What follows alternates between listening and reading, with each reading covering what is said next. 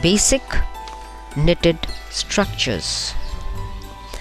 The knitted loops are bound only at the feet of the heads of the previous stitches, at the place where the legs transform into feet. There are 2 points of contact with the previous stitch.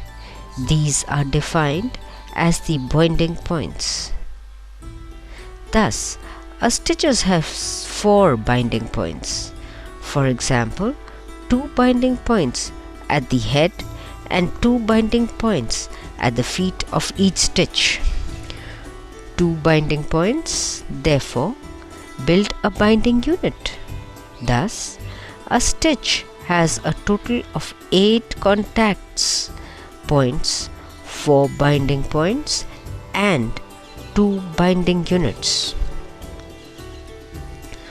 For the stitch, if the feet of the stitches lie above the binding points and accordingly the legs below, then there is the technical back of the stitch is used, the back stitch, purl stitch, garter stitch or reverse stitch.